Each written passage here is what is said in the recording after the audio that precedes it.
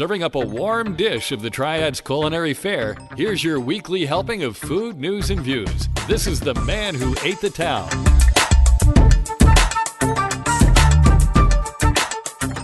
Hey, you're listening to the inaugural episode of the Man Who Ate the Town podcast. My name is Tim Beeman, and I'm opening the recipe box for this episode.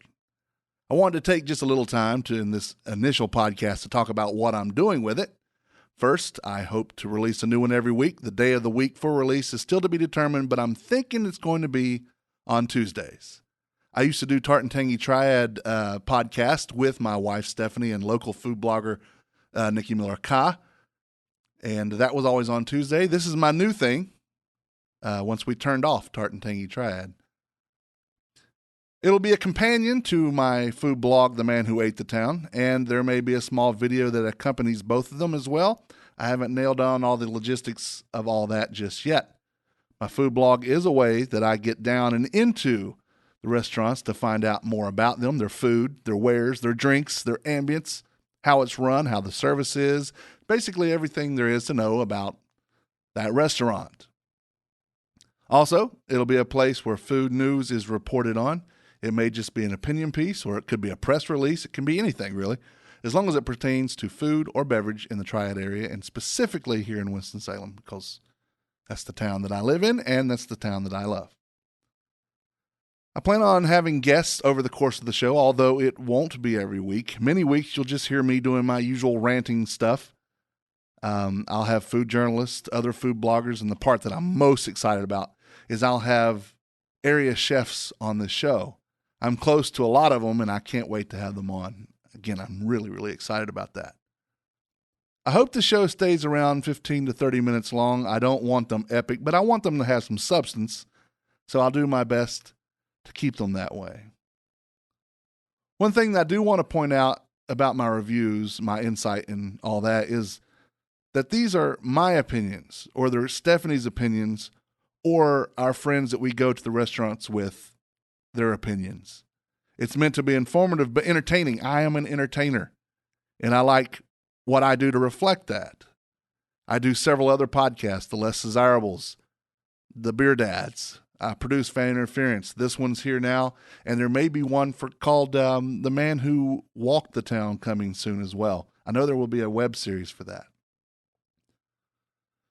This show is on the Less Desirables network. It will be. So it'll be with those other podcasts, and you'll be able to find all of those on the Less Desirables network, on the Less Desirables network tab, on the Less Desirables webpage, which is thelessdesirables.com.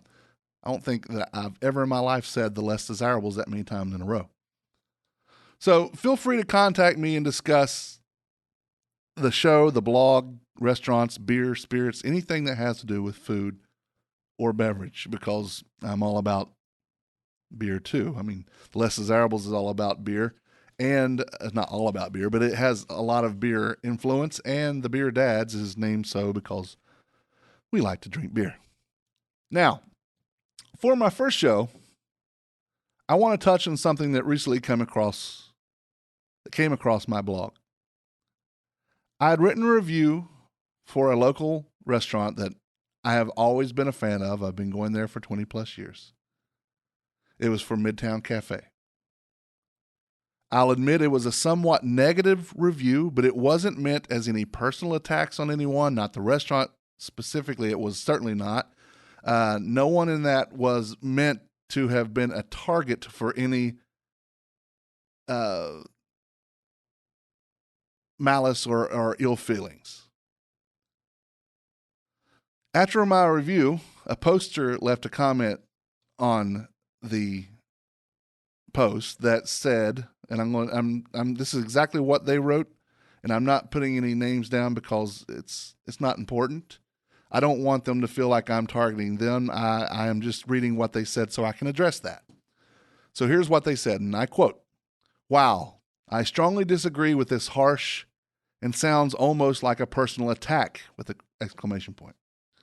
"I have checked out your blog from time to time, however, never really taking anything you say as truth.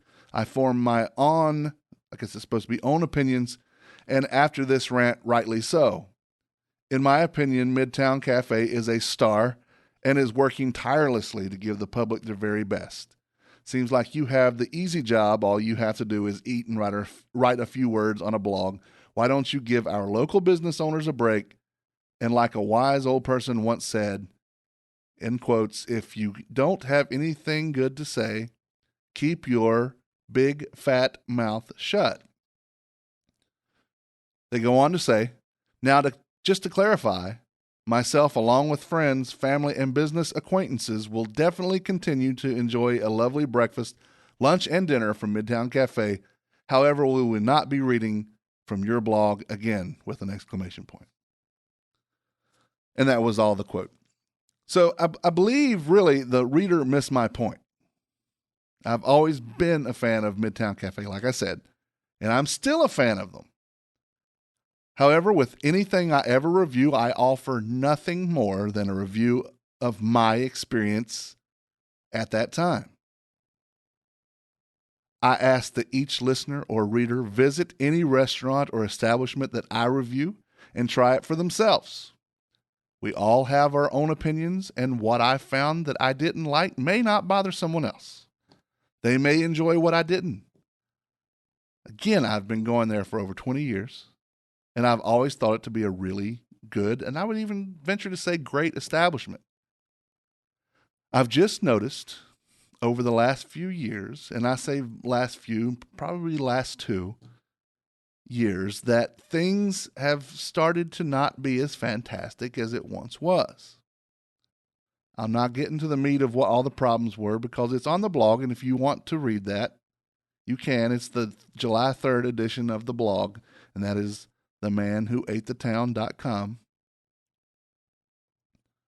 I have talked to the owner, Scott Girding, several times. He's the original owner and former 100% owner, I guess, with his wife. I'd say 100 times in my entire life. I like him a lot, and I like what he set out to do. I just think really the things have not been what I would call great over the last handful of times I've been there. And I'd probably say, if I was going to count handfuls, and I can count probably on 2 hands twice over the last little bit, that things just weren't as good as they had been.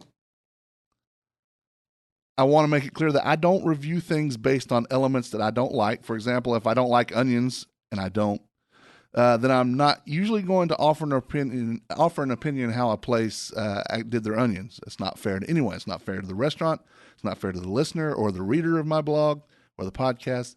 I don't write things to make things up. It's just the way that was for me. But if I don't like it, I don't talk about it. However, everything that I order is something that I have been ordering for a long time. And I just was not happy with that. I don't write negative reviews to stand negatively on their own. I write critiques, at least I like to think that I do. Most of the time, if I have a criticism of some element in that restaurant or establishment, then I'll generally follow that statement up with the line, what I would have liked to have seen, or what I'd like to have seen, or what I wish would have happened, or I could see this and probably would have liked it better, whatever. It's my observance of my experience there. And I don't write anything negative. I write critiques and how I would like to see it better or different. I do not ever go in with the intention of causing damage to the restaurant's reputation, the staff's reputation, the credibility of the establishment in the community, or any other negative reasons. I love the restaurants in this town, and I love having these restaurants in this town. Anything that I write is not to make anybody look bad. I want people to go spend their hard-earned money at these restaurants. I don't write this to tell you not to. I invite you to go try it yourself. Please go try it yourself. But however, I'm of the mindset that if I were a business owner, I'd want to know when someone wasn't happy. Could I tell them face to face? Well, yeah, of course I could. But I know that many restaurant owners get defensive about things like that. I don't believe Scott Girding, but Sometimes they might. I don't know Jeff Caton enough to know how he would react. But what would I say, really? Your food isn't as good as it used to be. Nobody wants to hear that face to face. Perhaps if they read it, it's a little bit different. It takes the blow away, I think. I don't think Scott would have gotten defensive about it. I mean, I can also say your tables are faded and the place looks tired. Who wants to hear that? Not to their face. I could say my server treated me bad, but then I'd have to call out which server it was. And again, I don't want anyone else in trouble for my inconveniences.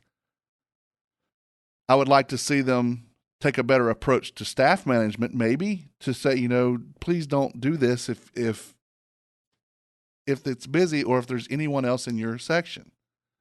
Again, I'm not getting into the logistics of that or the meat of it, because you can read that on the blog, and it's just beating a dead horse. I've had this server, the one that I talk about here. I've had her several times, and I never had a problem. She's always been really nice to me. So it may have been a bad day. Who knows? But like I said in the blog, if it's a bad day, it's still not my fault. I'm paying for that meal. I'm paying for the experience. I don't want to be treated negatively, just like they don't want to be either. The bottom line of all that is this. I am a food blogger. I do what I do and how I do it. Not everyone will be happy all the time. I'm not always happy. But this is my blog and my podcast, and these are my opinions. I could have not published that comment and just let it go, but I don't want to censor anyone from expressing their opinions too, especially when that's what I'm doing. If I did, there'd be no reason to write a blog about food. I mean, the whole reason I'm doing this is to be engaging and have a good debate. And I believe good debates are good to have. Do I believe the commenter was a bit harsh on me? Maybe a little, but good for her. I think it's a her anyway. For letting me know how she feels, because that's all I was doing, letting everyone else know how I felt. We're allowed to do that, and I'm glad that we are. What I will not do, however, in my comment section, just so you know, and this has nothing to do with this poster, she was quite okay to put that there. I have no problem. I do not allow the blog or this podcast to be a battleground for arguments among other posters. If you have an opinion about something I write, please let me know. If you have an opinion against what someone else says in the thing, again, let me know. That's fine. But don't be name calling or throwing insults to others on my blog. I'm not going to put up with that on this podcast either. Again, this is meant to be entertaining, and I know this first one is a little bit of a downer, but they will not all be like this. There'll be some good stuff, and I'll do reviews and things on here too, and I'll talk about other things that are going on. But leave all the fighting and crap to Facebook and Twitter and so on. But speaking of Facebook and Twitter, on Facebook you can find The Man Who Ate the Town, and on Twitter it's Man Who ate the Town. Man Who Ate the Town. Again, 8 is the number 8. And on Instagram, I'm Man Who Ate the Town. And I said it earlier, but I'll say it again. You can read the blog by visiting themanwhoatethetown.com. You're probably listening to this podcast on the website right now, so you know where it is, but you know how to find us. But The Man Who Ate the Town is also part of the Less Desirables Network, and you can find us on the network tab on thelessdesirables.com. And I hope to have the podcast on iTunes, Stitcher, Podcast Addict, and TuneIn by the end of this week. And if we do the video in the next little bit, it'll be on YouTube. Just look for The Man Who Ate the Town. Oh, and I do have a sponsor, Washington Perkin Provision Company, located 228 West Acadia Avenue in the Washington Park and 301 West 4th Street in downtown Winston-Salem. Biscuits, dry food, meats, cheeses, sundries, incidentals, a sandwich deli, and a wall of beer and wine, just to be cool about it. You can find them again, 228 West Acadia Avenue and 301 West 4th Street, and you can find them on the web, WashingtonPerk.com. I really, really, really hope you enjoy the podcast, and I just wanted to get that first one out that explains what I'm doing in the future and what's going on in Winston-Salem when it comes to food. If there's any restaurants or other foodie places that you want me to try or want me to review, and again, I don't write negative reviews, I write critiques. But if you want me to go someplace, just let me know. You can email me at tim@themanwhoatethetown.com. Again, tim@themanwhoatethetown.com. So until next time, and again, it will be more chipper next time, I promise. I am saying thank you for listening. And I'm closing this recipe box. And I am also saying bon appetit.